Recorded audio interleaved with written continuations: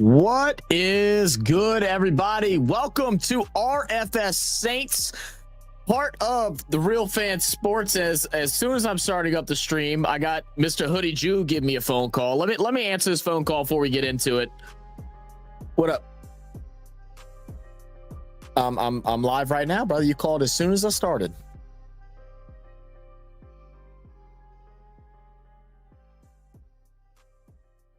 Okay. All right. I'll shoot you a link.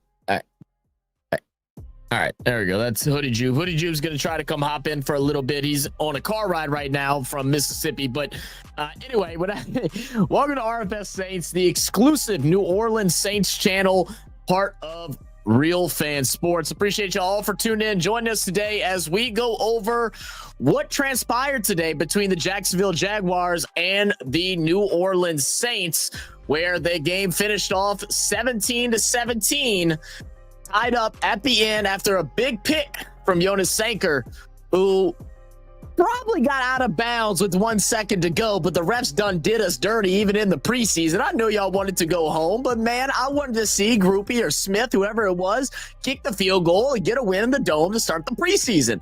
But that's all right. Let's go ahead and let's take a look real quick and take a look at the stats for this game today. So obviously, like we said, tied game, and we're going to go ahead and get into all the talking points between this quarterback battle, the run game, the offensive line struggles, the D-line struggles, but then also some bright spots that took place. And of course, the lines are open. So this is how we're going to do it after every game.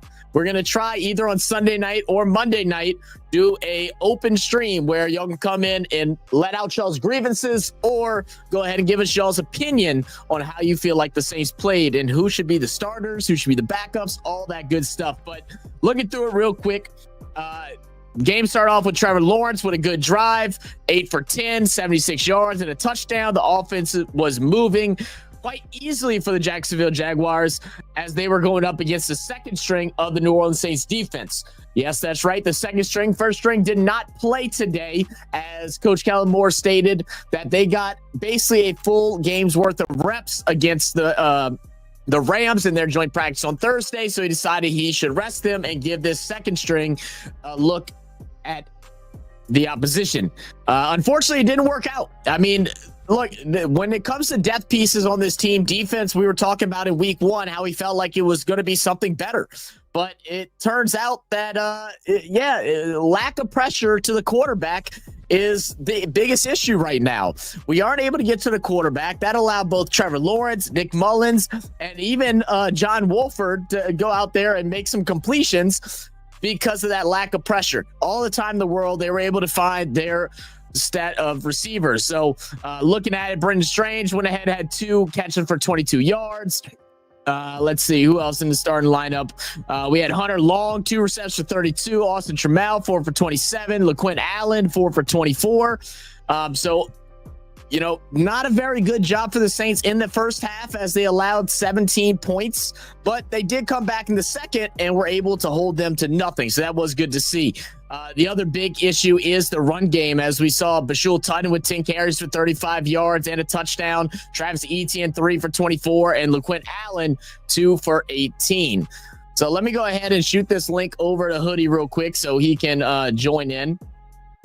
I got to switch accounts real fast. And we'll get Hoodie Jube in here to let us know what he thinks. But while we're waiting on Hoodie, let's go ahead and welcome the family in.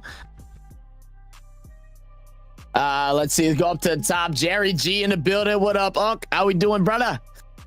Pammy Whammy in the house. What up, Pammy? Brute Saint, my guy. What up, brother? How we doing? How we doing? Normal guy in the building said, hi, I am very sleepy. It is getting later. It is definitely getting later. I appreciate you hanging out, man. SJB in the building. St. John Butler. What's good, man? Man, y'all got to go check out St. John Butler's channel. He posted just the other day that he has some interviews coming out very soon. So I'm pretty excited to go and watch those. But yeah, so back to the topic at hand. Then we go take a look at the New Orleans Saints, where the first half they were only able to come away with 3 points on the only successful drive that Tyler Shuck had that evening, where they were able to march down the field and possibly could have been a touchdown drive Unfortunately, we did have a drop from Chris Olave that ended it short, so we got a 51-yard field goal from Blake Grupe. And as Dolph has been saying, Blake Grupe was a guy that used to fear him when he stepped up, but Blake Grupe seems to be pretty automatic, so good to see him doing well. And then the run game has just been abysmal, and a lot of that being due to the offensive line struggles thus far. And then as far as our wide receivers, Mason Tipton, man, look at this. Tipton said, put me on the roster, said, forget put me on the roster, put me in the starting lineup. I am the third best wide receiver on this team. I don't care about old man Brandon Cooks. I don't care if Cooks has had a great career. Now he's back in New Orleans where he started it.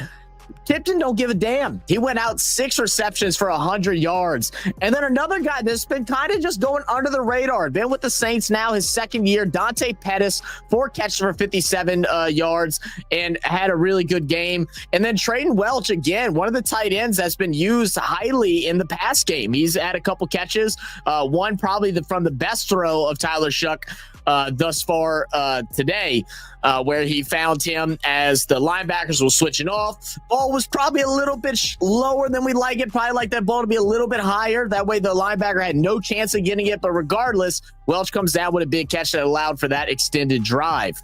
We also saw Rashid Shaheed get a couple catches, 3 catches for 15 yards. But overall, guys, let's go ahead and bring Hoodie in now, and we'll have him tell us his thoughts about today's game. What up, Hood? What up, man? How you doing? Doing great, man. How's that drive back from Mississippi? It's good. I'm on my way. Just left. Good day with the family. Went to church. Went to Mississippi. Hang out with the family, watch the game and all. So far,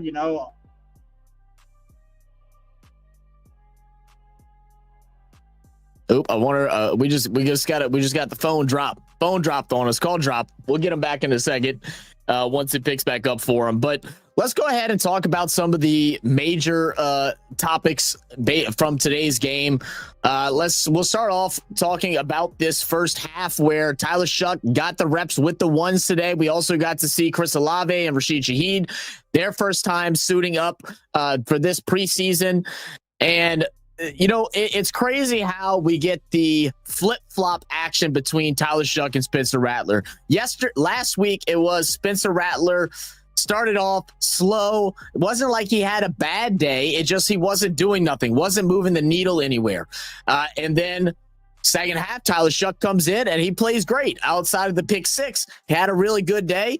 Got himself a touchdown after the pick 6. Looked very decisive inside the pocket, making some pretty tough throws. And then we come to this game where Tyler Shuck starts it off and it's just a bit bumpy. Tyler Shuck really struggled to get anything going. And it's a matter of the offensive line, the same issue that Spencer Rattler had last week. This offensive line is becoming more and more of a problem, especially with the injuries that have taken place throughout just the last couple of weeks. The loss of Trevor Penning, obviously McCoy not playing because he's just not suiting up during the preseason. But they're getting so much pressure up the middle that's forcing these young quarterbacks to really struggle. If they're not getting that ball out within a split second, then we have issues at this moment in time. They did go ahead and revert to just some quick screens and stuff. That's where we saw Rashid Shaheed get involved. That's where we saw Velus Jones get involved. So, and a bunch of these different guys on these small little short routes that go ahead and get a couple of chunk yards, but nothing significant. And that's why today Tyler Shuck only had 66 yards. And last week, Spencer Rattler had 77. What about the same completion percentage? Then we drift into our second half where Spencer Rattler comes out with looking like a man on a mission. He absolutely had to come and play some good football because all of the circulation on Twitter was starting to lean more Tyler Shuck after that poor performance. People were saying, I've seen enough of Spencer Rattler. He had some good moments during the regular season last year. He looked good during training camp, comes out and just doesn't do anything to excite you, just boards you through the first half. And now comes out and he strings together some really good plays. Went 18 for 24, 199 yards. Also had the touchdown drive. He did have the one interception, but I don't know if we can fully blame the interception on Spencer Rattler for that one. Mason Tipton did come out and say afterwards that he cut his route short and that was his mistake. And I haven't gone back and watched the 2020 or the all 22 yet, but I think that is the right call. What is y'all's thoughts in the chat, man? What is y'all's thoughts between this battle between Spencer Rattler and Tyler Shuck? Do you think after the performance today from Spencer Rattler that it is enough to put him as QB1 come week 1? Or do we need to see this battle extend out another preseason game where I personally don't know how I feel about it? Like, I think it's so neck and neck right now. One good, one bad. No one has done anything that's made me feel like concrete and confident that this player can go ahead and start us and is our best bet, our best shot to win games this season. I haven't seen that from any of them. Moments, but not consistency. Let's see. Brute Saint said, watch out for that dude Simpkins, though. Yeah, Simpkins in the center. I mean, he did fine. I mean, we did see that there was a trade that took place not too long ago. About 30 minutes ago, it was announced that Colin Saunders has been traded to the Jags. And in that trade, we're going to go ahead and get their center. I think his name is Munker. Let me go ahead and fact check that real quick. Let me see if I can pull up. I think Pelissero is the one who dropped the announcement. Oh, Fortner. I'm sorry. Luke Fortner is going to be the center that we're going to take. So obviously we're not feeling comfortable with this offensive line. I'm glad we go and make a quick swap, try to bring somebody else in and see if that can, make a difference. F1. What up, Daniel? How we doing? Say hi, guys. My guy, my brother Dolph in the building. Who that? Zach and RFS Saints family. What's good, baby? Rattler should be QB1. Not only did he impress in his second half, but he has NFL experience too. Pammy said Rattler needs to start, then transition to Shuck if it gets rough. So, yeah, I mean, that seems to be what the case is. That's what everybody, at least on Twitter, all these sofa GMs are saying is that start Rattler. He has experience. If it doesn't work out week 6, week 7, then you go ahead and make the adjustment and throw Shuck in. But what we heard in the interviews from Kellen Moore is that it's not going to go that way. It's whoever is stated as QB1 will remain QB1 for the whole entire season. And I think that's the right way to go about it. The thing is, with these two young guys, you go ahead and bench one of them, you start them, and then bench them midway through the season. You might as well be sending them to the graveyard. That's it. That's the last we'll see of them. That might be their last chance at having a starting position in the NFL. So I think it's smart what Kellen Moore's doing. I think the smart choice, especially if you're going to go off of that mentality, is to go ahead and run with Rattler this season, week 1 and throughout all the season. Let him go through his hills and valleys. And if he does good, great. If he struggles, let him work through his struggles and see if he can go ahead and move up in strides at the end of the season to show something where we feel like, okay, no, this is actually our guy. This is our guy for the future. Chuck can be backup for the rest of his time with New Orleans if that's the case. But if you switch Rattler out, I don't think you have Rattler here on this team next year. It may be just because of contract, but I don't think he gets another starting shot. And I think that also will, I think that'll also make other GMs around the league be a little cautious about picking him up. It's like if Rattler couldn't shine in New Orleans, a team that has no true quarterback, why do we feel like he could be the starter on our team? That's my biggest issue. Said Shuck QB1. Rattler has 0-6 experience. He has 0-6 experience. That's definitely true. And I just dropped the video. If y'all haven't seen already, it goes over some of the highlights from Spencer Rattler from last year. I think it was like his top 10 plays or something like that. If y'all want to go back and check out what he looked like. But as I'm sitting here today, trying to decide whether or not Shuck or Rattler is the starting quarterback, I don't think anything from this preseason has leaned me one way or the other. And I'm with you guys as far as experience makes me want to go Throw Rattler out there. He does have the 1 year experience. He knows what it's like being in games, big games in the NFL against opposing defenses. Let Shuck sit, and then we'll reevaluate next year. Let's see. It looks like Hoodie Jew's trying to get back in now. What up, Hood? Hey, can you hear me good now? Yes, sir. I got you now. Okay. But yeah, just to give you my thoughts, because I heard you reading a lot of people in the chat. Like, if you ask me, like, who you think is going to be the starter, a lot of people say, "Oh, you favoring Rattler?" No, because it doesn't matter who the quarterback is. I'm going to cheer him on. But when you talk about fair competitions and all, you can look at last game and be like, okay, well, Rattler didn't really move the ball. He didn't play the worst, because he had 2 drops as well. Could have been up, but still, we didn't really, move nowhere. Right. Comes in, does good. Goes to pick 6, but then comes back and hits it with the stride, right? And he hits it for the touchdown. We're like, okay, it looks good now. That's good.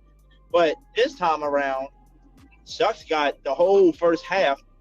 Rattler didn't get a 2-minute, drive in the first half like Sucks did. And also, you got to realize Sucks had Olave and Shaheed this time. And he didn't have it last time either.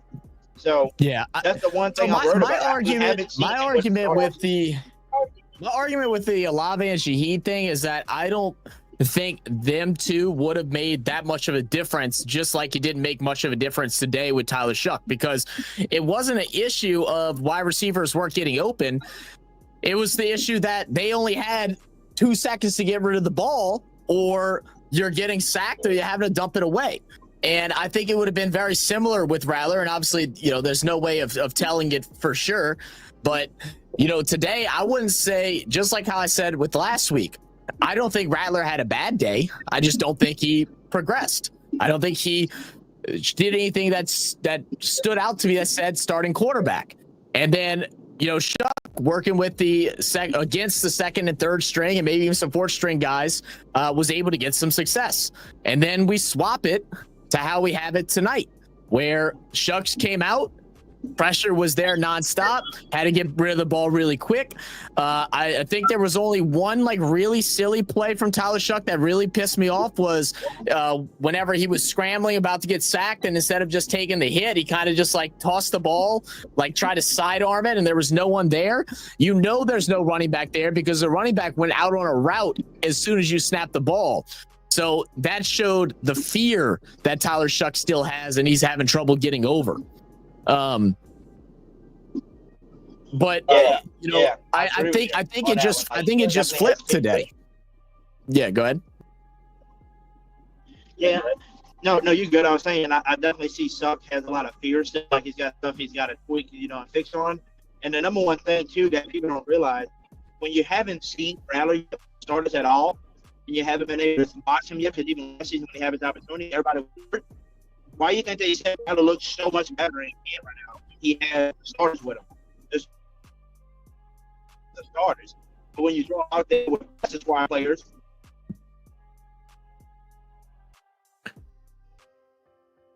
man, poor Hoodie is battling service on the interstate right now. Is what he's doing. I think I get what he was trying to say, and I mean, it is hard to tell. Like I said, I still stand by my point that I don't know if Rashid Shaheed and Olave being in there oh, there you go. Now you're back. I can hear you again.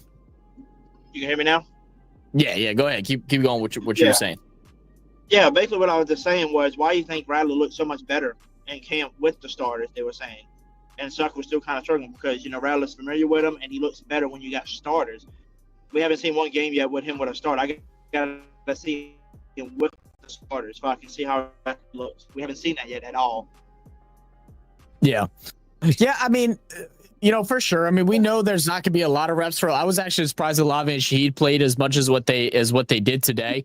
And I would agree with that 100%, that he has a lot better timing with both Olave and Rashid Shaheed. I did see someone mention on Twitter earlier about how they feel like Olave is in his head a little bit right now and making some mistakes. And after he said that, it really made me go back and think about his performances through the training camps that I went to, where outside of the one, he definitely has looked like he's been in his head. And I don't know what that's about. I don't know if that's the injury issue. I don't know if he feels a little defeated right now because of that, and his lack of, you know, his lack of the ability to be on the field is affecting him in a negative way at the moment. Hey, can you hear me still? Yeah, I can hear you. I wonder if it's because Kellen Moore, you know, maybe changed his role. You think that what it is? Because I mean, it seems like they looking more towards Shaheed. I mean, it could be. They definitely were using Shaheed a lot more in the offense, and you might be right. Maybe he's gave him a test to see who's going to be the true quarterback, you know, wide receiver one. But I feel like wide receiver ones, especially on this team, it shouldn't be a situation of like this is your primary target like all the time. Like it's not like I don't think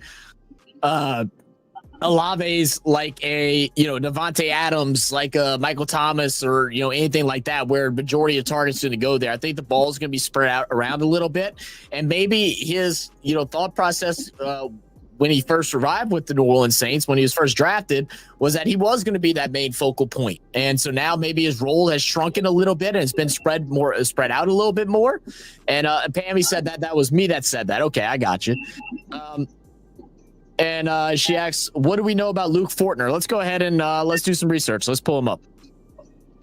I know he's a 3rd round pick, they said, from 22.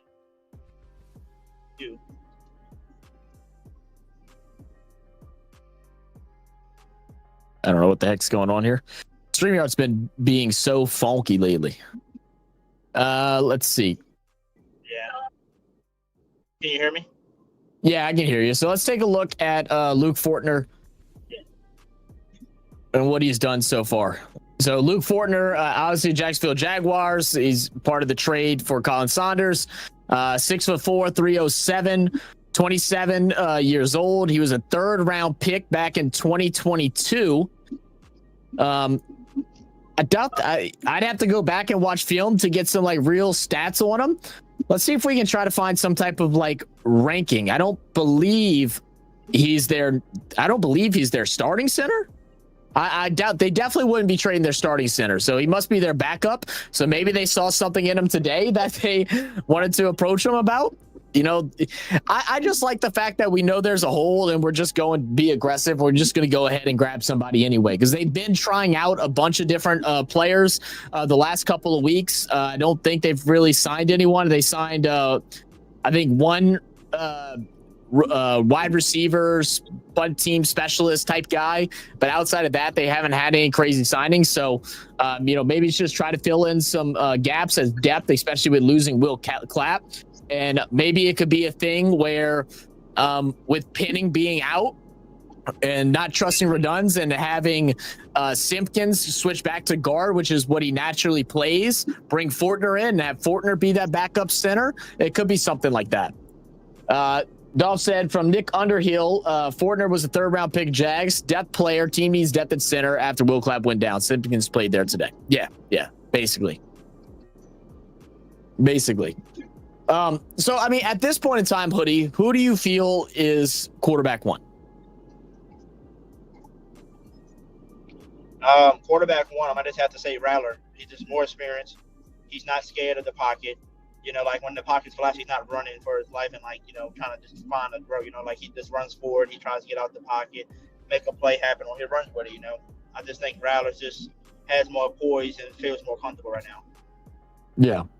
Yeah, I think it's hard to disagree with that at this point in time, man. I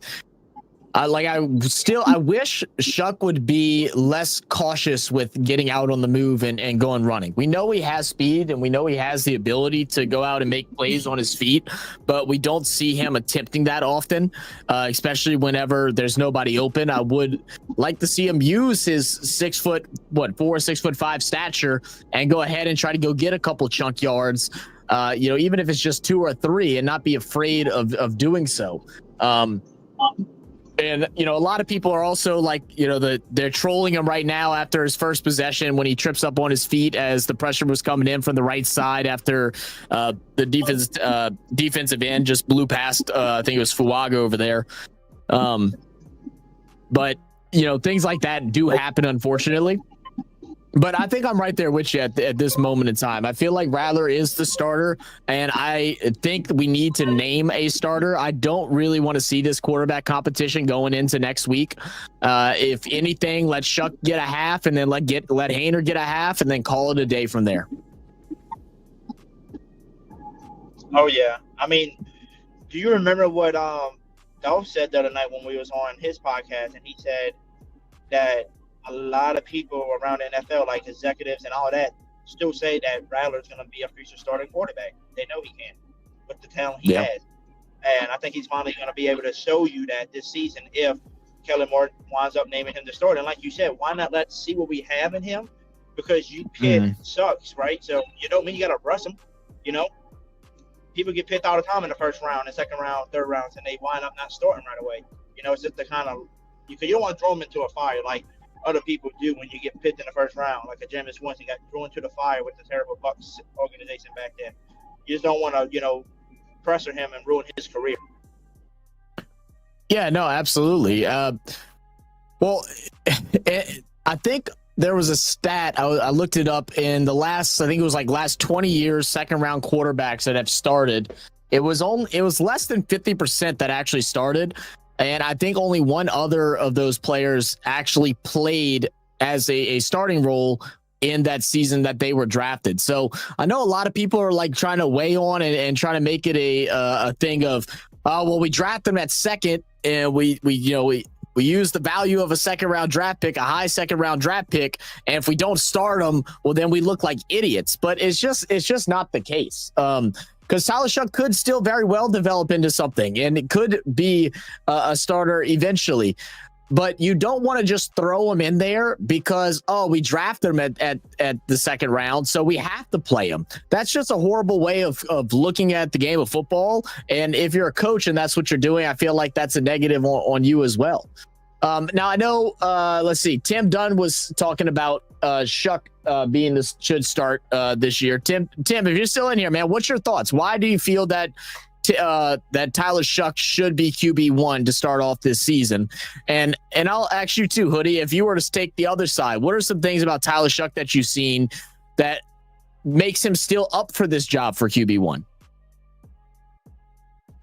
If any.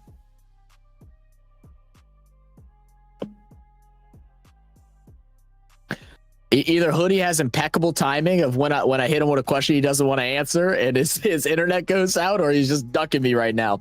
But give me y'all's rundown in the chat. What are some positives that y'all have about Tyler Shuck that you think could make him a viable starting quarterback in this league, or are y'all just all out on him?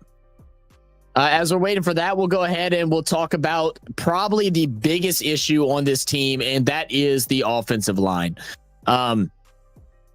Look, we knew that depth was going to be a problem on offensive line. That's why we go and make the move to go and get Trey Collins-Saunders, and hopefully we can get something out of Luke Fortner to make a difference. I don't know whether it will or will not. I would like to see us even go look even deeper to try and find some guards, because I don't think there's a single backup lineman except for Simpkins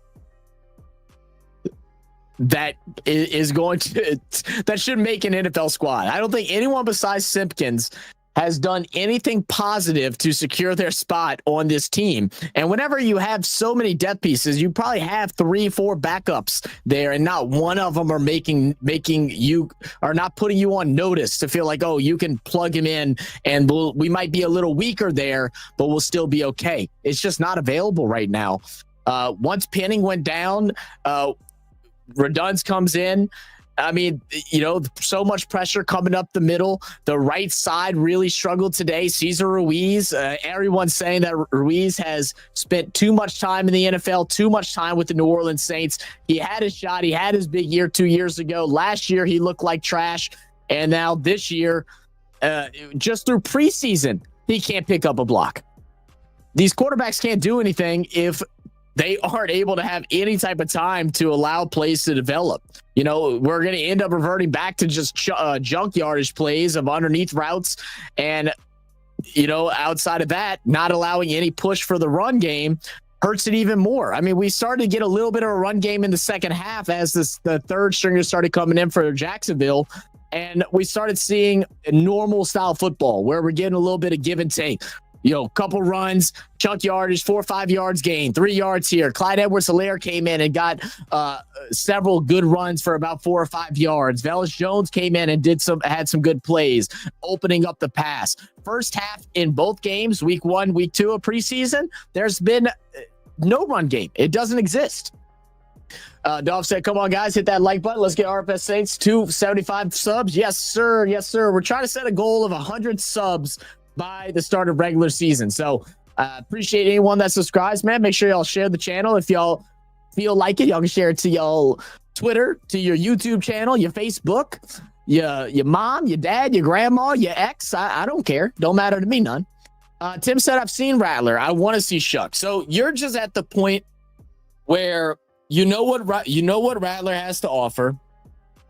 But even though he didn't have opportunities with starters last year, even though he dealt with no weapons and no offensive line, you're like, I'm good. I don't want to see it no more. I'm good. I want to move on to the next and see who the next guy up looks like.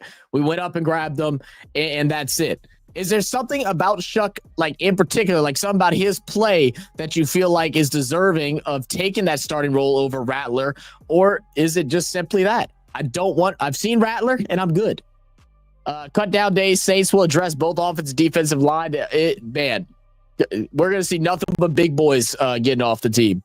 What up, Brian Pearson? Who dat? Said, are we going to see you more often? Talk Saints football this coming season, sir? Absolutely, Brian. I will be live. The game plan is after every game on Sunday. That night, we'll go ahead and hop on here. We'll do a call-in show. Y'all are more than welcome. I did drop the link if anyone wants to come in and tell me y'all's piece about the game so far.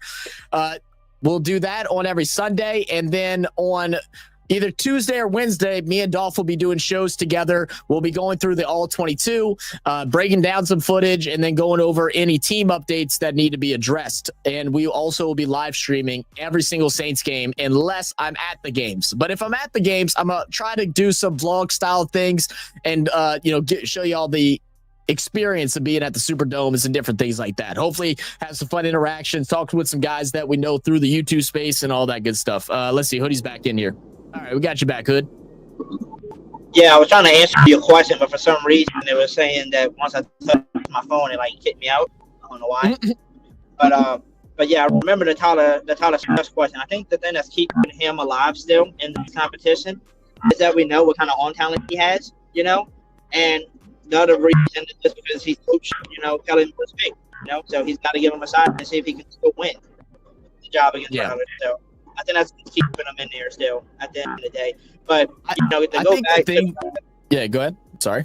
I was saying, no, you're good. I was saying to go back to the comment. I don't know who you was reading there. I forgot who they said. They just kind of they don't want to look at Rattler anymore. Well, I mean, you haven't seen the dude play at all with a fair opportunity. You just ready to kick him to the curb when he has to play with nobody, like you said. I just want to, kind of piggyback over there. If you haven't seen it do with a starter, with no starters, how are you going to say I'm just ready to move on already when you haven't seen him?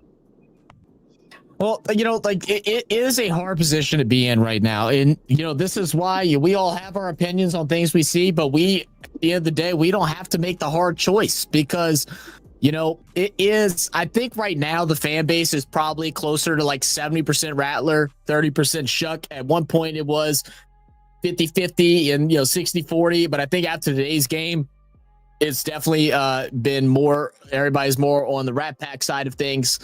But it is a tough decision to make because what Tim Dunn says, he's like, where I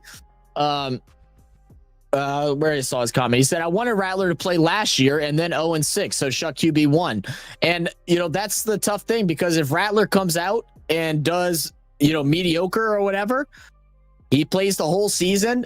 Maybe we don't have a winning season. We draft somebody else, and then neither one of them are competing for the quarterback position. So we may never even know what Shuck has to offer because he may not have the chance to showcase it.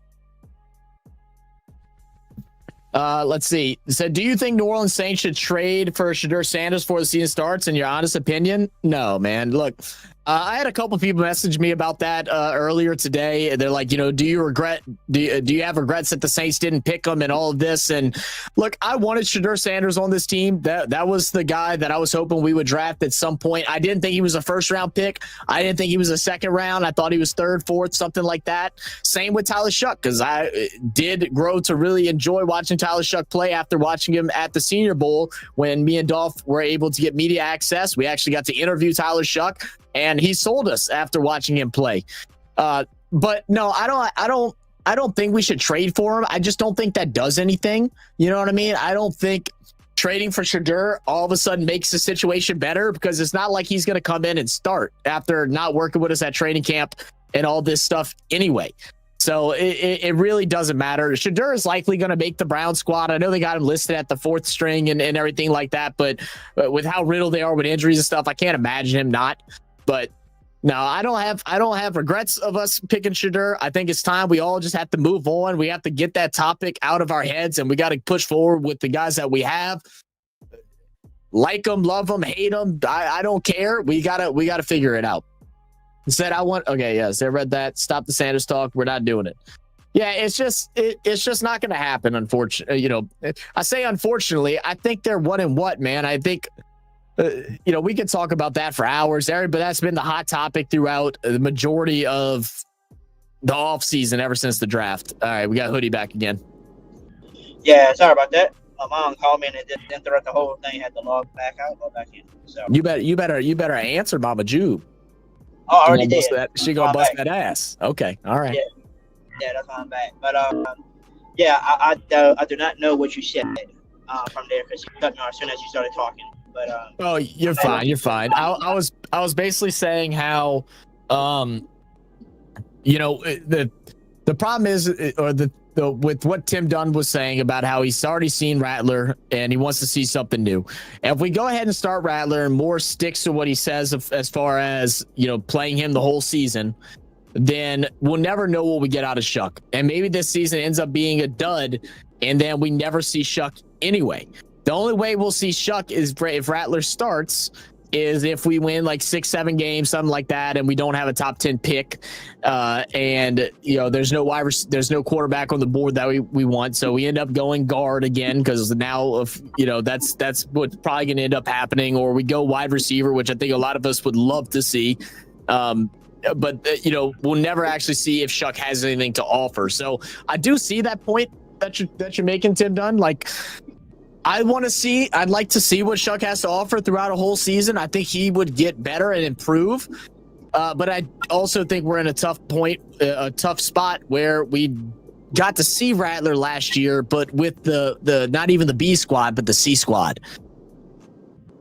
Oh yeah, I mean, you've seen this dude play with nobody last year, and the funny thing is, if there's a bunch of executives and other coaches thinking that Rattler is going to be a starting quarterback, a future starting quarterback, that says a lot.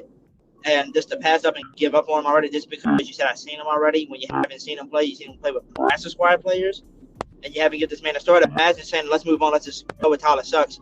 You release Rattler, he goes somewhere else and actually becomes a great quarterback. Then what you do, now you look stupid because you never gave him a chance. Yeah, and like I said, that's why I am happy that I'm not the man with the headset on to make that call, because it is a hard one. You have to guess right on it. And I think that decision is about to happen now. Like, you have to be able to guess from today, before leading up to our final preseason matchup against the Broncos. I feel like there has to be a decision to make who is quarterback one. There needs to be extensive talk. They need to do some really good film breakdowns and decide who they want to lead this team going forward. I don't think I would be necessarily mad at either of the choices. I think Rattler is the guy that I'd like to see start, but I was also very pro Shuck earlier on. I think after watching, I think it would have been different this week is if Shuck would have came out, if Shuck would have had that scoring drive. Olave doesn't drop that pass. Shuck has that scoring drive. Then I think we're all leaning Shuck. I think that's what would end up happening. If Shuck has a scoring drive in the first half, we're all sitting there like, okay, maybe Shuck still has the edge. but he didn't due to a drop pass. So we didn't get to see what would have occurred after it, right once they got inside the 30-yard line. But because he had such a lackluster day, as much as Spencer Rattler had a lackluster day, you go back to what we've seen throughout training camp, which has been Rattler winning majority of the reps. There's been days where it's been 50-50, where it was an even battle, but I don't think there's been any days where Shuck dominated the practice and looked so much better than Rattler, unless Rattler was playing with the third strings, which probably should have never happened in the first place. Yep. Skyla said, I don't like that trade. Oh, I know you're so upset to lose Saunders. Skyla, I'm sorry.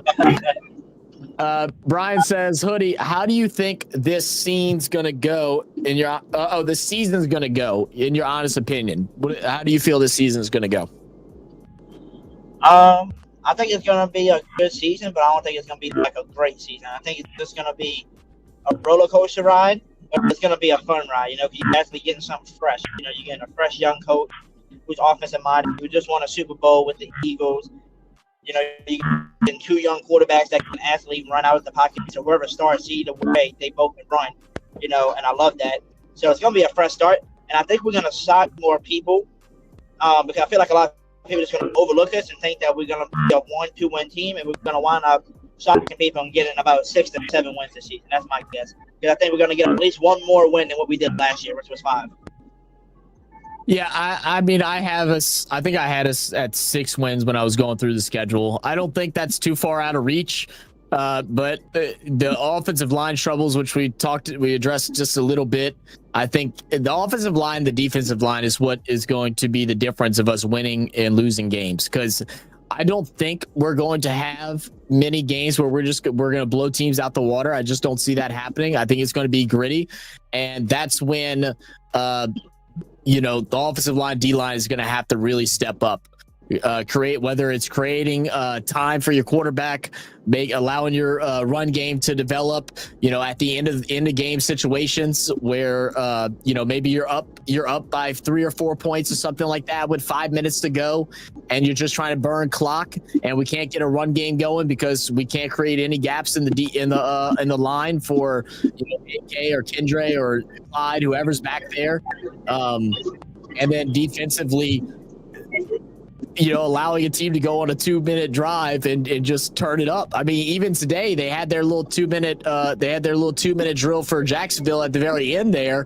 And, we got bailed out, not because of our line. We got bailed out because of the interception from Sankert. We're really relying on defense still at this point from our secondary, creating turnovers in order for us to have good games. Now, we didn't get to see the first string, which I was a bit upset with because we heard all the rumbling about how good they did against the Rams. They had a couple different sacks. So, we really need Breesy and Chase Young to have some good games this year.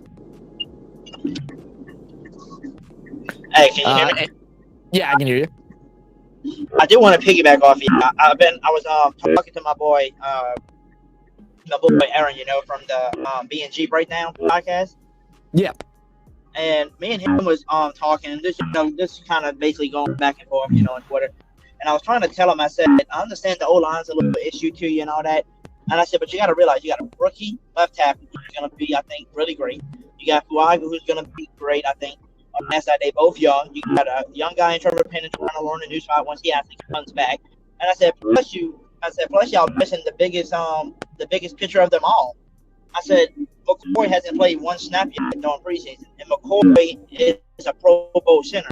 When you don't have a Pro Bowl center in the game and all that, you're gonna miss out. You know what I'm saying? Absolutely.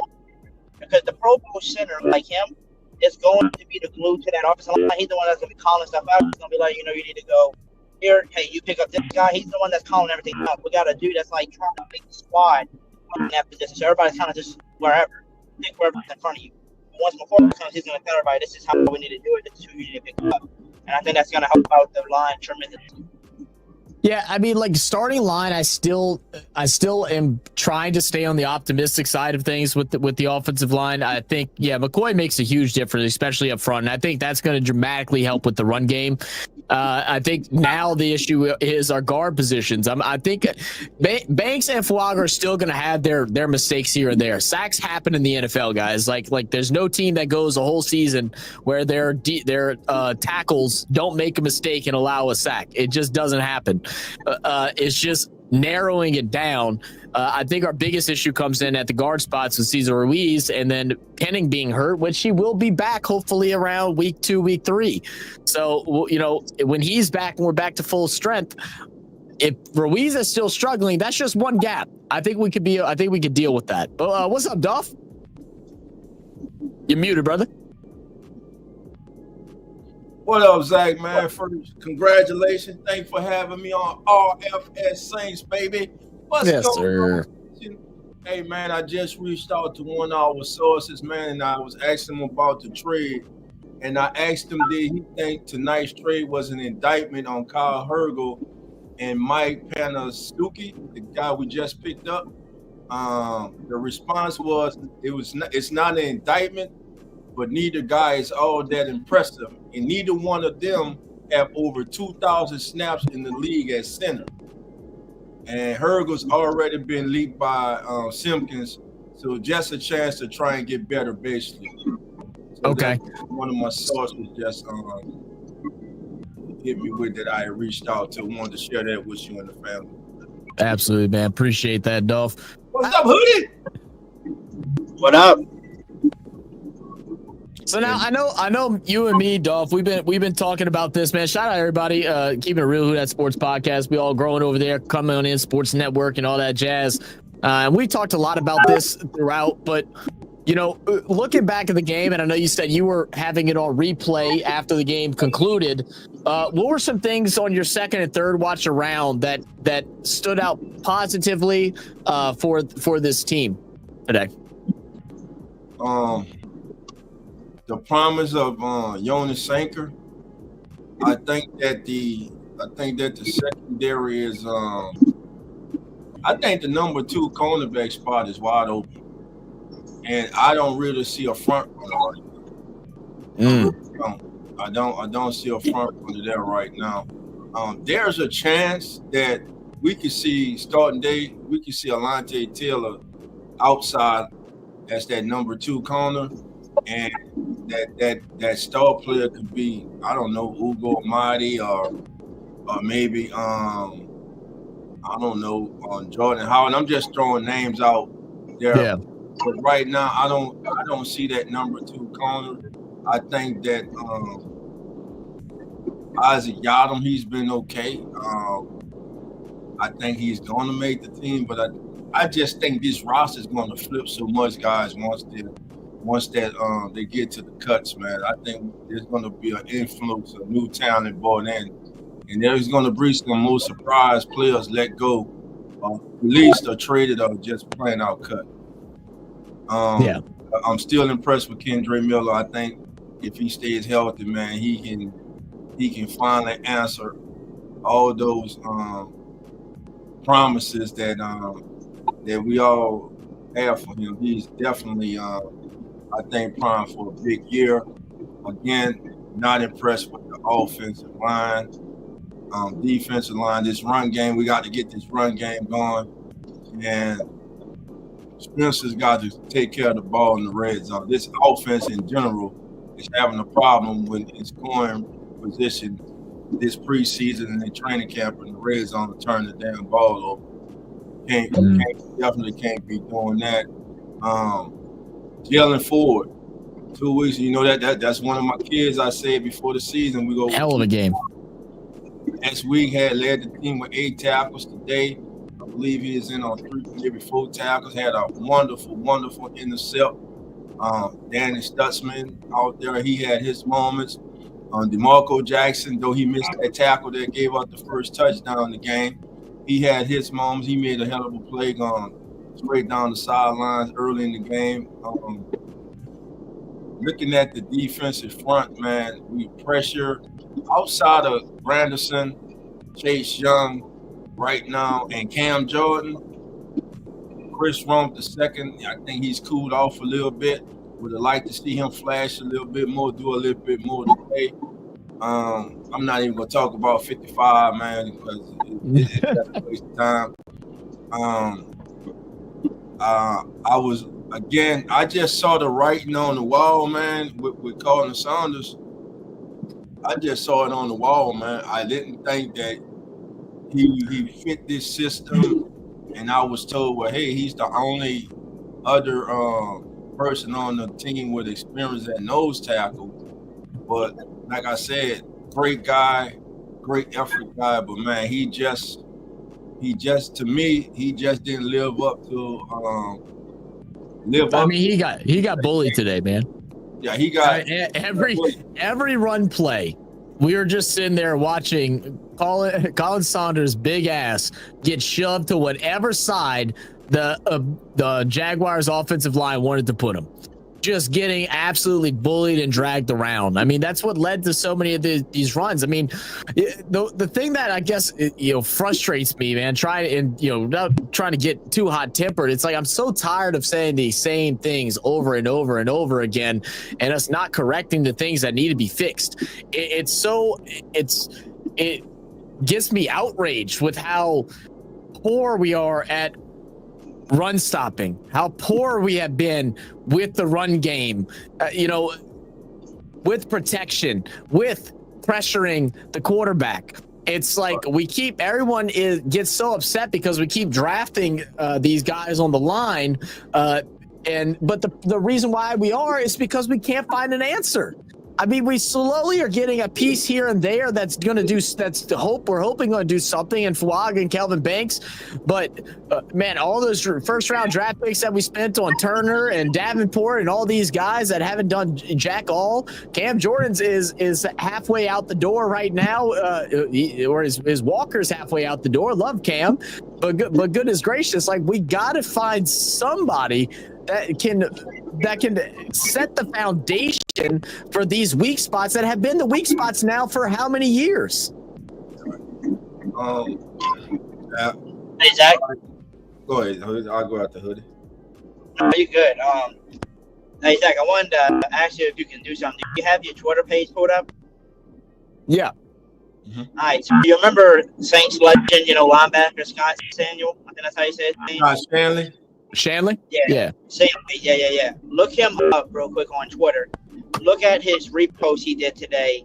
He posted from last game. I mean, I'm coming up into this week saying it's Tyler Suck's job to lose now. All he's got to do is come here and start this week, play good, and he's going to win the job, right? Well, he's seen him with the starters and all that. He's seen what Rattler did, and he reposted it, and he changed his mind about the whole starting quarterback situation now. Well, I read that. I read that tweet. Look, the thing is, this is the problem. This is the problem with Twitter. It's all just thought pieces of at the moment. I mean, I've seen everybody under the sun all of a sudden switch up. I mean, like me and Dolph say, changing like the weather, man. Last week, before last week, it was Rattler starter. Last week happened. I'm sick of Rattler. Man, I'm so tired of seeing his 0-7 ass. Can't win a game in regular season. Can't even show up in preseason. I'm sick of it. I'm ready to move on. Give me Shuck. All right, week 2. Shuck comes out, looks just as lackluster as Spencer Rattler did in the first half. Man, Shuck ain't got it. He ain't got the confidence. He doesn't have the ability to go and run. He can't make the plays. You know what? No, Rattler scored, man. Give me Rattler. Rattler's QB1 today. I'm putting it down. Like, come on. It's all just ways to get interactions. I mean, that's what the social media world is about, and that's why a balanced take never goes anywhere. But that's what we try to give you the stories here, is to try and keep it more balanced, because at the end of the day, this quarterback competition in full hindsight is realistically probably like 60-40 Rattler, and the only reason why Rattler is getting that 10% is because of a year of experience. He hasn't done anything with his drives that has made him look significantly better than Tyler Shuck, and there's nothing that Shuck has done in his opportunities that made him look significantly better than Spencer Rattler. We're stuck in the damn middle, and it's so hard to make a shout. I can sit here and put up a big spamming, could start spamming on Twitter. Boy, Shuck sucks. Rattler, man, is the starting quarterback. He's going to bring us to 10 wins in a playoff. I'm going to start getting likes and retweets, a couple of hate comments. Next week, if Shuck does good, I will post the exact same thing, but the opposite, favoring Shuck, and it will get the same exact response. Like, it's so goofy, man. It's so goofy. Hey, Zach, yeah. Just got another message from another source, man, on the trade, and their thoughts is it's an indictment on all the backup linemen. There is not one on this roster that looks worthy of extended play in the NFL game. I agree with that statement more than I agreed with the other one. So I mean, that's how I look at it. I mean, I'm trying to sit back and remember one time in this game, except for in like maybe the late third, fourth, when they're going up against, you know, the opposing third and fourth string, where I'm like, oh, the offensive line did pretty good right there. Like, I can't remember it. Dolph, let me know, because we touched on it earlier, and I know everybody's been talking about it, and you know, let's move forward. Let's go to studs versus duds, man. Give me a list of some studs that you had from today's game. I know we already talked about Jalen Ford, and then just like some absolute duds. Tipton, stud. Defense. Who would I say? Well, I say Jalen Ford. I say Tipton. I'm going to say, no, I'm going to say Welch, tight end Welch. I think he's helped himself this 2 weeks. Not catch today. I think Welch has helped himself. I'm going to call him a stud today. The play of both court. I'm gonna tell you what. I'm gonna call the play. The play today of Spencer Rattler and Tyler Shaw. I'm gonna call them studs. Why? Because no one hurt themselves today. They both went out there, had drives. They both answered the call. They both in the last 2 weeks have showed statistical fortitude. I've been waiting to use that word. Hey, that's a word right there, bro. You've been Coach Rock been coloring. You've been reading dictionaries. That's crazy. Oh, hey, man. Levels to it. There you go. But yeah, man. Blake Groupie, stud. The dud right now, the punter competition. Dud. Boy, man. Offensive line, dud. Defensive line, dud. That's it. That's what I got from it, man. That's how you know it's really bad. Whenever you're not naming individuals. We're naming individuals for studs, but we're naming whole positions for the duds list right now. No one I'm disappointed in today. Who's that? Kevin Austin Jr. I was gonna guess that too. Yeah, he didn't get any targets today. Like, and that's something that we'll have to go through, which me and Dolph will be doing later this week, going through the all 22, to see why wasn't he involved. Was he just not getting open this week, or were they just not looking his way? Yeah, I saw him in the game today, but I don't believe he was targeted. I don't know if he was targeted today or not. I don't think he was. I can pull it up. Yeah. What about you, Hoodie? Who and Chad? Who's y'all studs versus duds? And also, guys, feel free, man. Come jump into the link. We're gonna go for probably another 30 minutes or so. So if you want to come and let your piece out and tell us what y'all think, if you have strong opinions on the quarterback situation or on the new signing for Luke Fortner, come roll in, come talk. You don't have to turn the camera on. You can just have the mic on. And let us know what you think. I did, Skylar. I did. All right, go ahead, Hoodie. Who's your stud and duds, man? Hey, you know who was a stud, I feel like, and a lot of y'all didn't really hear his name a lot today, but it's because you wasn't really watching the plays as much. And that's a guy that we've been liking from last game, right? That showed more than Foskey ever did. Y'all know what I'm talking about, right? The only thing I can think of that we haven't mentioned today was Jasheen Davis, which I didn't see much of him today, so I'm not sure. Oh, you talking about Stallbird? Oh, maybe Stallbird? Because not No, it Diggs. I'm gonna say Diggs because if y'all was watching a lot of these, I was watching. I'm like, why would I get to the quarterback? I said, where's Diggs? Because he did good last game. And I was watching it every damn time. Number 40, he was getting double teamed. They were trying to double team him now. When last game you just seen him going 1-on-1. This game they were double teaming Diggs already. I'm like, how are you double teaming the dude after one preseason game? But it was just a double team after double team on Diggs. Which the center, like whoever's at nose tackle, should have got through if you're good enough, right? But if one dude's getting double team, you got a 1-on-1 somewhere. That's something I'll have to look at because I was wondering because his name was quiet today. I think he just had one tackle today. But the fact that he's getting double teamed after a good preseason match is definitely crazy. And then you mentioned Stallbird, and yes, Stallbird was involved a lot too, man. He was always kind of around the ball. I mean, I think like when we get into like linebackers and secondary, although the corner, the coverage definitely struggled today. It definitely was the opposite of blanket coverage, but they were quick to make tackles. There wasn't that many missed tackles today. There was, I think Stutz had one, which I think he still got credit for, but he allowed him to get an extra like 2 yards, dragged him forward a little bit. But for the most part, when they got their hands on him, they were going down. I take that back because Quincy Riley pissed me off on one tackle where he did the whole college thing where he ran in to go make the tackle. He just jumped backwards and showed him his behind instead of wrapping him up. It's not college anymore, my brother. We gotta actually tackle. And I shout out. Let me shout out. Come on in, Bills. It's Lawrence and Jeremy. I don't know how. I know it's preseason, man. But good lord. Bears are really whooping y'all ass tonight. Are they really? It's 38-0. I know. Oh my lord! With 7:36 to go, those third and fourth teamers look horrible for the Bills tonight.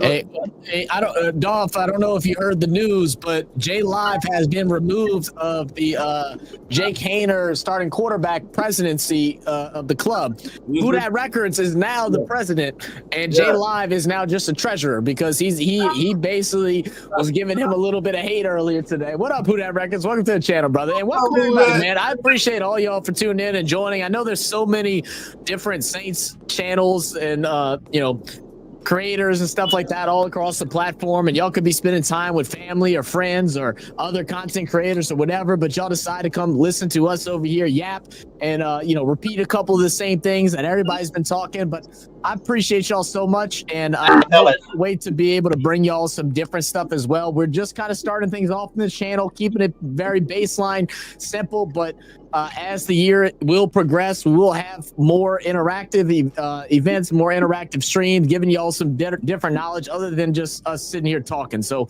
appreciate y'all for real. Let's see, Tim. Well, let me go to Brisky real quick. I got you. Give me a second. Said Saints just need a tank pro and get a quarterback this draft.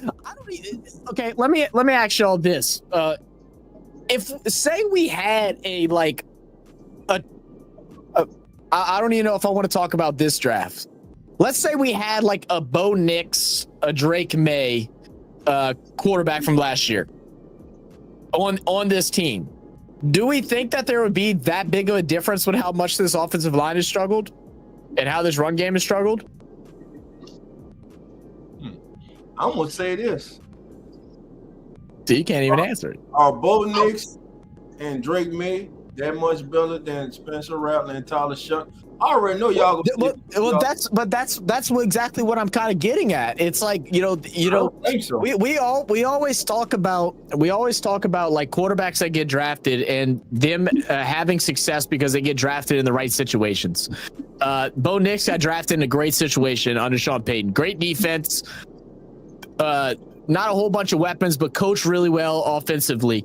And Bo Nix was the guy he wanted. Bo Nix was Sean Payton's dream of a quarterback. It's literally just later years Drew Brees. Like it has all the check down, high efficiency rating, and he's a little more mobile. You got Drake May. I wouldn't say he went into a good situation. They didn't have a great year last year, but he showed promise. Jaden Daniels. goes in outside of a run game, have a very powerful, have a decent offensive line, another good defense in the Commanders, and makes them look good. Your situation that you get placed in matters a lot as far as how these quarterbacks showcase their talents. I mean, look at Sam Darnold, how poor he did. Zach Wilson, how poor he did because he went to the Jets.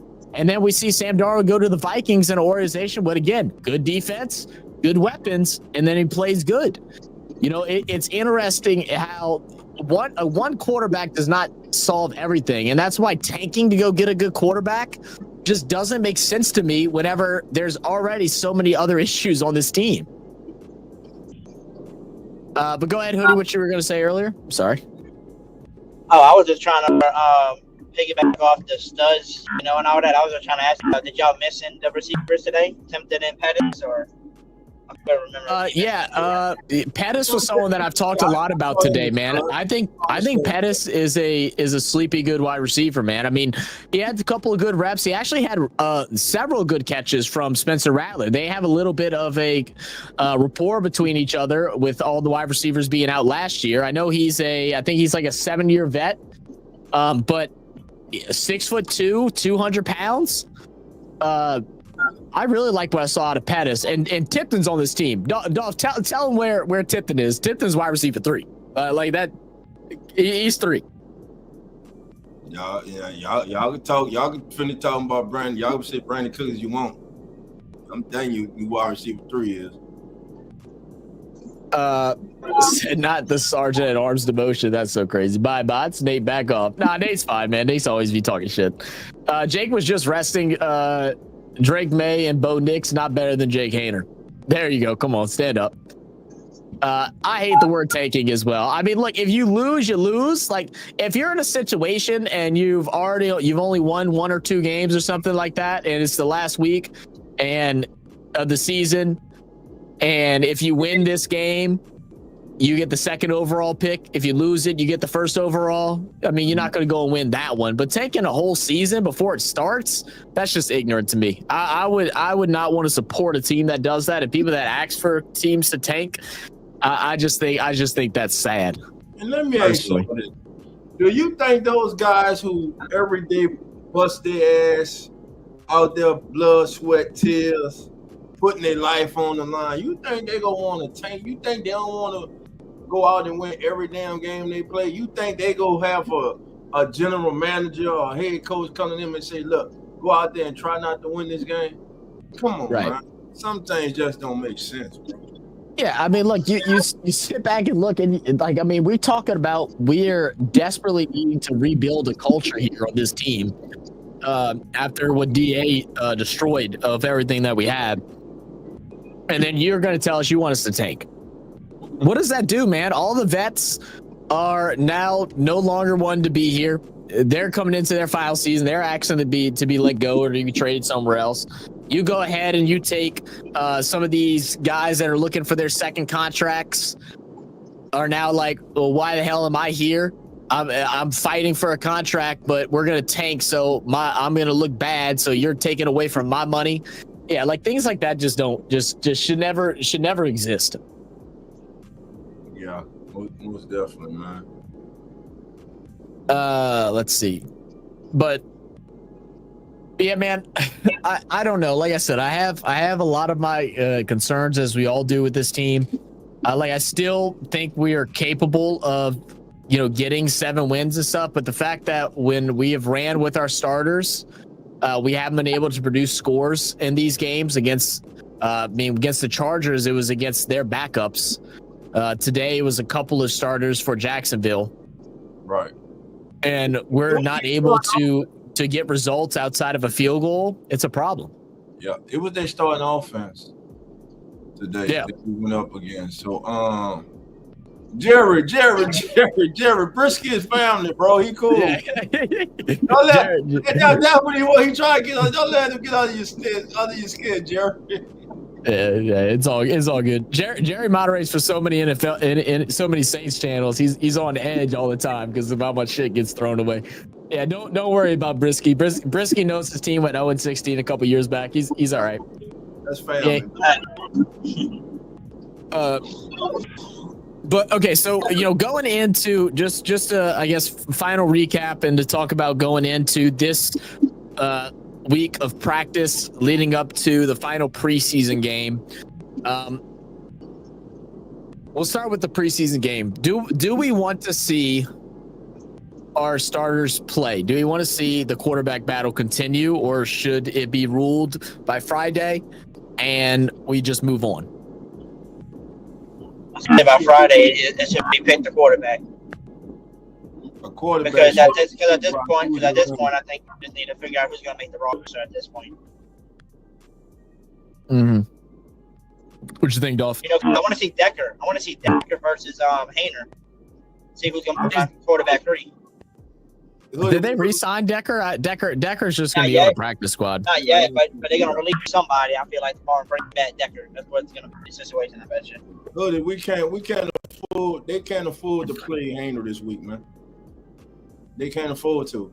If they don't make the charge this week about who's going to be the starter, like I said, Zach, early on the other stream, man, they gonna have to play a lot of their starters. You think? Yeah, and the starters got to get reps too, man. We might see Eric McCoy, we might see Juwan Johnson. Hell, we might see Elvin. Because they're gonna have to make a decision, and whoever they decide with after this week is gonna have to get all the first team reps for the next 2 weeks leading up to game 1. And like he says, once they make the decision, they're gone with it again. But who does that hurt? That hurts the kids who are on the bubble, or the veterans who are on the bubble fighting to make the end of this roster or have a chance at the practice squad. Because now, normally that third preseason game will be for those players. It's just for those players. Yeah, right. It's just for those players. But now, if this coaching staff goes the whole week without coming to a decision about who's going to be the starter, now you have to play these quarterbacks another week. And like I asked, I'm going to ask the question to Hoodie and everyone in the chat who already heard it. I'm going to ask the question again. Is that fair to whoever comes in second? What I mean by that is this.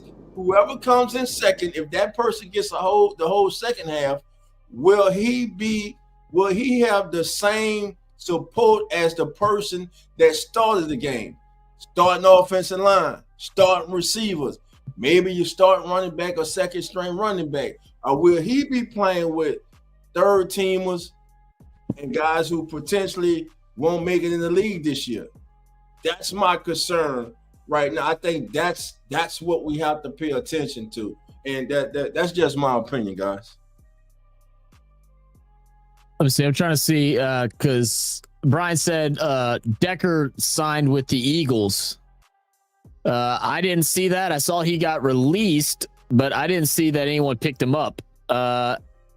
As far as I can see, he's still with the Saints, but I'll have to do some more research. I'm not saying that you're lying to me or anything, Brian, but I appreciate the update. I'll go and check that out, figure out what the story is with that.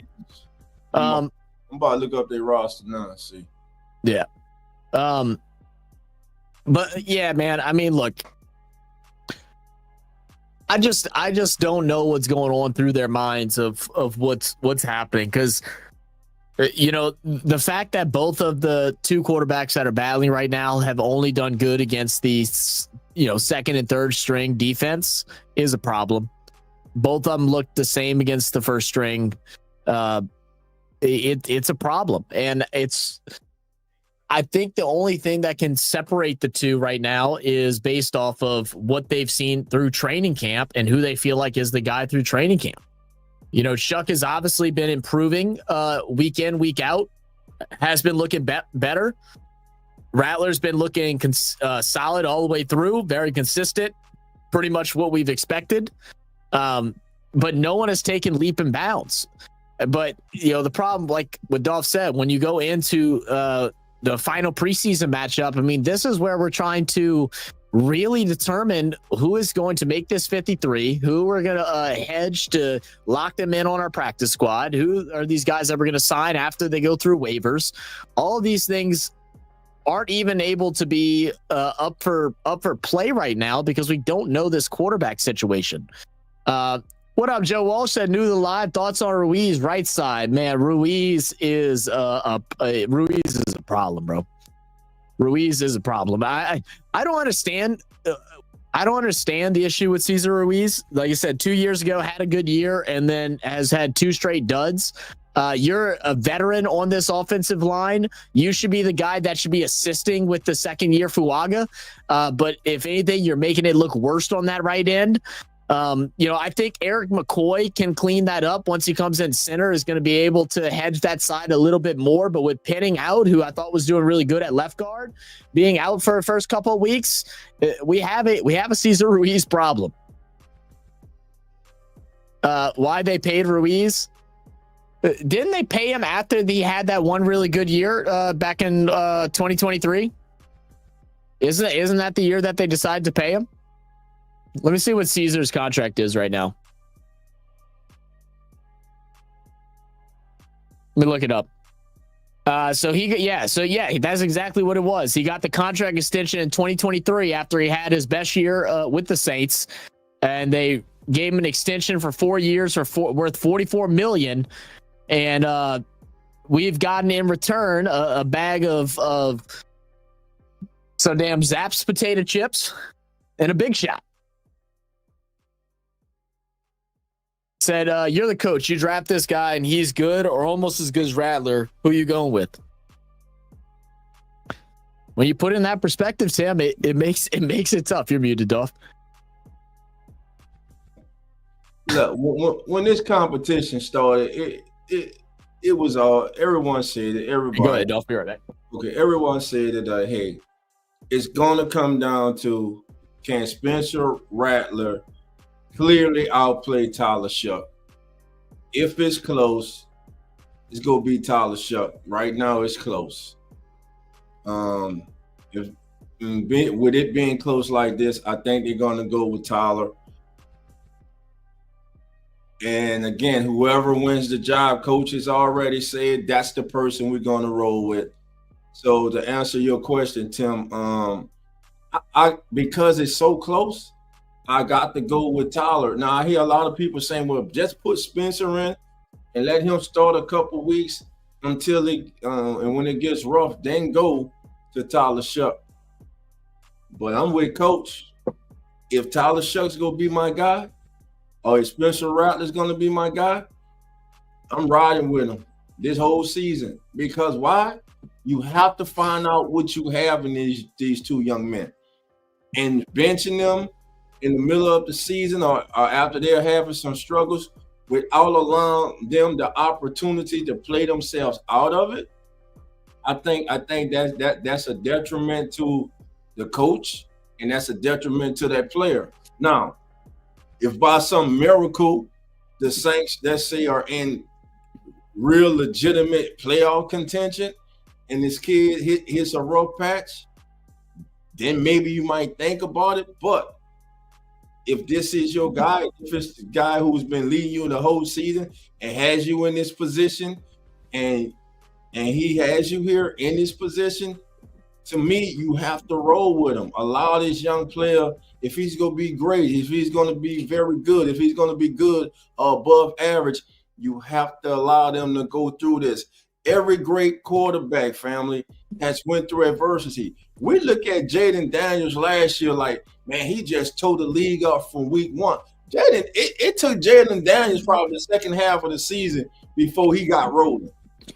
You know what also they did a lot differently in Washington? Mm-hmm. They ran a college-style offense. It was very simple. A lot of things from shotgun, a lot of quick passes, a lot of quick screen, then the big ball here and there, and it worked out really good for him because it was the same offense that he played when he was at LSU. There wasn't a lot of confusion, wasn't a lot of complicated routes, wasn't a lot of adjustments at the line. He played a college-style offense. And that's something to think about. That's something to think about as well. I mean, like I said it from the beginning, and I said exactly what you said at the beginning. If it's tied, I feel like you got to go with Shuck. I think right now the reason why I'm leaning a bit more Rattler is for the reason of like when Rattler looks like he's in trouble, he looks like he's in control of his trouble. I'm not saying that he won't make a mistake and throw a bad ball here or there or something like that, but he doesn't look panicked. And and you get that from the experience of playing. Now, will Tyler Shuck eventually get to where he feels comfortable whenever the pressure's on him? Yeah, I mean, I think he eventually will. I mean, he's a good quarterback. It's why he was drafted, man. Like whether you think we reached for him at the second round, which I think so too, he was going to get drafted in the third or the fourth. He was going to be he's a pro quarterback, at least a pro backup. But I want to see him when he's faced with adversity, when he's faced with high pressure, and how he responds to make a throw whenever he knows the hit's coming. We got to see one of those today out of Spencer Rattler when he found I think it was the tight end. I think it was God, I'm gonna forget the name, but he took a hard shot. He knew the shot was coming, threw it out to the left side into the pocket, completed the pass, took the hit, got up and moved back up the field and said, let's go, let's get the next snap off. With Shuck, we haven't seen that yet. And he's going to have those moments where you are going to get rattled. And so far he's shown us that when he gets rattled, he gets nervous and he makes some mistakes that could lead into turnovers or something worse. Like today, and I think it was in the very first drive where he got pressured. He got pressured on the right side from the off the right tackle. Fuaga missed the block. Guy comes flying in. He tripped on his own foot. Those things happen. I'm not trying to hold it against him, but whenever we're evaluating these quarterbacks, you have to. You stepped on your own foot. You should have been able to step up in the pocket, spin off him, or avoid the sack. Quarterbacks do it all the time. And we haven't seen that. He falls down, sack. A couple plays later, or the next play, I can't remember exactly when it was, goes ahead, drops back, immediate pressure up the middle. Ball snap, Kendre Miller runs a route. Kendre was never sitting. He was never an extra blocker. He was running an out route. It was supposed to be a quick release to Kendre Miller. Pressure came up so fast down the middle. Shuck got scared, rolls back, sitting off his back foot. Instead of just taking the hit and embracing the contact, he goes ahead and sidearms it to nobody. What if there was a defender there? Like, it easily could have been dangerous. Or what if it bounces off one of your linemen and ends up in the hands of the opposition? Things like that, I haven't seen him settle in with. And it's the same through training camp. Although when he has a clearer pocket and he can see over the line, I think he has moved forward to where he's making progressions by working his way through option 1, 2, and 3, find the right guy, making the throw when he has the time. But when he has that pressure, he panics. And that's something that really worries me. And the only thing that fixes that is experience. And you'll find out pretty quick whether he can or can't do it. Right. Oh, what up, Putty? I see you. Sorry. And who that Rutgers? Washington got coaches, though. How can you condemn a coaching staff, bro, after 2 preseason games, bro? That's why I swear you're a troll, bro. I swear you're a troll, bro. I mean, I love you, though, bro. No, I mean, look, people are coming at the coaching staff right now. I think that's just outrageous. It's 2 preseason games. We don't have a solid roster, and there's going to be highs and lows. This Brandon Staley defense is, I think, was it Coach Rock that talked about this, or was it Jay Live that said how maybe the defense needs to be a little simplified. Staley runs a really complicated defense. And say it again. I was telling who that Rutgers, he said based off last year, not this year, though. This is a new staff. It's not the same staff from last year. Yeah. So maybe simplifying the defense a little bit and then working in some of these more complicated sets. Especially since we've gone from running a 4-3 to a 3-4 out of nowhere. We've ran the same style of defense for the last 15 years, it feels like. Right. And now we're getting something totally different, and it's way more advanced because Staley likes to do all kind of different hidden coverages and different things like that. He'll line up as the 3-4, and then he'll switch it to what's that one that was giving Eric McCoy problems? God, I'm forget. The defense said that McCoy was having issues with. I think it was like with the single linebacker up the middle. Yeah, but anyway, I'll regress. What up, Hood? Yo, can you hear me? Mm-hmm. But yeah, just to piggyback, I'm kind of with you though. With the quarterback situation, I think it's still Rattler, 60-40. And at the end of the day, there was something that I seen from him that we haven't seen yet in preseason, and that's him. What do you want to call it? Momentum. Like basically getting momentum. It kept going down. We got a field goal. He got stopped again, but we got another field goal. He drew a pick when we got down the field, but like they said, it wasn't his foul. Literally, Tim said it's my foul for not running through the route. That would have been a pick. And then he comes back down and wins the game. Gets the 2-point conversion. So he kept the momentum going when the other games we just really didn't have no momentum at all from both offenses. Just kind of we had one touchdown from Stucks, but we was already getting our butt whooped. The momentum's been going. Yeah. Yeah, I mean, he definitely does take advantage of that. Like when Spencer gets into his bag, it doesn't matter what you throw at him, that he looks like he still feels like he can go win the game, and that's a unique characteristic that I think Spencer has that Shuck doesn't at this point, and that's what concerns me. I think if I have to just compare who's the better quarterback, just like pure quarterback, not instincts, not dealing with those stuff, just passer, build, all that stuff. I mean, it's Shuck day and night, but Shuck has yet to prove to me in these high pressure moments that he can do it. Now, we did see it at the end whenever the incompletion to Olave took place, but it's really hard to tell at this point. What's crazy though? To me, I'm not trying to knock anybody off, but I mean, you got to look at it. You said, okay, well, last game, we went 7 for 11 with Rattler. Then, looked like the momentum came from, Tyler Sucks. You were pick 6, but he came back, you were a touchdown. He looked good. But then you come to this game, you said, well, now the energy kind of swapped. He played with the starters, and Rattler came in and just took the momentum and actually came back and tied the game instead of us losing it.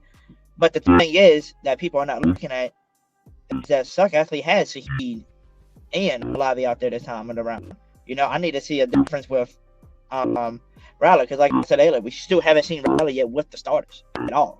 7-8 games so far, we still haven't seen him play with the full healthy roster yet, and that's what I need to see first. I need to see him because at least Sucks now. You said, okay, look, he did decent today. He wasn't the best, but he did okay. Yeah, he did okay with the starters, and Rattler outplayed him with no starters, which was something that people don't look at. Before we keep going, Dolph's got to roll out, man. So, Dolph, appreciate you coming pop in, man. It's been a long day of streaming today, brother. I appreciate you for being here. We'll catch up, guys. Stay tuned later this week. I don't think we've set a day yet, but we're going to go ahead and do our All-22 breakdown. Look forward to that here on one of our channels. We are going to be splitting. I think we're going to try and split up the content that we do. That way we can get, equally growing on both of our sides. So we'll have some things being done over on the Keeping It Real Who Dat Sports podcast, as well as Come On In Sports Network, and then other things done here on RFS Saints. So if you don't want to miss out, make sure you subscribe to both. I do appreciate everybody. I saw 20 people in the building, man. That's so huge. I'm so happy to have 20 people joining us for the first just solo live stream on the RFS channel. So much love to everybody. Don't forget to hit that subscribe button, that like button, and go check out Keeping It Real. Dolph, any final words, and then peace out? Oh man, only thing I'm gonna say, man, who that, man, and it's a rebuild, baby. We got to be patient. They got to they have to make a decision, baby. You got to make that decision, coach. We got to have it, and I believe we need it this week. If not, right after the game next week, maybe 24 hours out there, one has to be named, and that person has to get all the snaps, all the first team reps with the first unit. And we definitely got to find a way to upgrade the offense and defensive lines and look for that number 4 and 5 receiver and second and third tight end. Because quiet as it kept, guys, I don't know. I got a feeling that Taysom Hill maybe start the season on the PUP list or possible injury reserve. I don't know if we see Taysom Hill this year. I don't think we see him at all, if you want to be completely honest. I think it doesn't fit what Kellen Moore wants to do. And we see him. It'll be nice. But, yeah, I think this is definitely the last year of Taysom Hill in the squad. But, all right, Duff, appreciate you, brother. I'll talk to you soon, man. I'll holler at you tomorrow. Have a good one, fellas. Good night, everybody. Who that? What up? Let's see. Let me go to a couple comments real quick. Joe Walsh said, yeah, he kept pushing his block and flog and making him work double. Yeah, absolutely, man. Says, so give Rattler, give Jake one. Yo, wow. I mean, look, I'm not even bringing Jake into the conversation just because obviously the coaches aren't putting him into the conversation either, man. If he was in there playing and they were giving him some serious reps, you know, with the ones or even with the twos, you know, I entertain it. I talk about it, but I think it's just, you know, we can leave that as a coaching mistake if that's how you feel, Hudat. Let's see. So I'm curious to see this running back room. Dude, the running back room was something I was actually really happy about to start the season. And right now we're just at a point where we can't even get him going. You know, obviously AK is a lock. I don't think Cam Akers fits this squad. I've always been on the opposite end as far as Cam Akers. I know he has a huge following being, you know, a JUCO demon, and he has a huge following from doing that. But, you know, we even seen him today where he took a pass out of the flats on the right side, had a defender about 6 yards in front of him. And instead of running, he tried to dance a little bit to try and get a step so he could try and make a gain, and ends up being tackled, I think, at the line of scrimmage, maybe for a loss, instead of just turning upfield. I just don't know where Cam Akers fits in here. If I had to pick my running backs right now, with Devin Neal being injured, I'm saying it's 1 AK, 2 Kendre, 3 probably Clyde Edwards-Helaire, and then we got to find somewhere for Velus Jones on this team. And I think Neal will be there. You know, we'll see what his injury is like and when he's expected to play. I haven't seen any updates on what's going on with him. I know Neal did really good at pass protect throughout training camp, and I feel like he's going to be used a lot. He's a true 3-down back because of that, because of his ability to also block and get yardage. We have some fun options at the running back room, but it's hard to say any positive things with them based off these games we've watched. Let's see, JK said offensive line terrible for Shuck, to be fair. Yeah, and it was terrible for Rattler last week as well, outside of the first series. You know, it is really tough. And like I agree with everything that Hoodie's been saying. Besides the whole part of not seeing him with Rashid and Olave, because I don't think that would have made a difference last week. Maybe he would have completed one more, but we're acting like Spencer Rattler didn't go 7 for 11 last week. Like, he did fine completion wise. And I think it should have been 8 for 11 because there was a drop. And so he had a fine week last week. He just didn't move the needle. The problem was time in the pocket to be able to allow plays to develop, and that's been the same thing this week with Tyler Shuck. I mean, yeah, of course Rashid and Olave are special guys, and they could go ahead and make some bigger plays and different things like that, but it wouldn't have been much upfield. It would have to be screen passes, which you and me should be able to make, and then let them do their magic. It's a tough battle right now. I think the fact that this battle is so close is almost to a point where it says less about the quarterbacks and more about this line and this protection. But like I said, me and Dolph will be doing the all 22, and we're going to try and get a good breakdown of that. It'll be the first week of us doing this. So we'll see how it goes, just kind of doing it raw. And then in the future, we'll make some adjustments and make it be as entertaining, but not just entertaining, but also educational, bringing up some of those plays and how everything works. Just getting home, Hoodie? No, I'm almost home. I had to drop my girlfriend off. Oh, damn! You had your girlfriend having to listen to all of us yap this whole time? She probably wanted to kill you. Yeah. I mean, I got her favorite thing. I got her a coffee, and the woman had a lot of espresso, and she still fell asleep in the car. I don't know how. That's how the women be, man. But look, guys, I guess we'll go ahead and we'll call it right here. So, once again, I appreciate you all for tuning in and joining us. First, solo live stream here on RFS Saints, man. 52 subscribers. Appreciate everyone that tuned in. Hit that subscribe button. Don't forget to hit it if you haven't already, and tune in. We'll be going live several times throughout the season.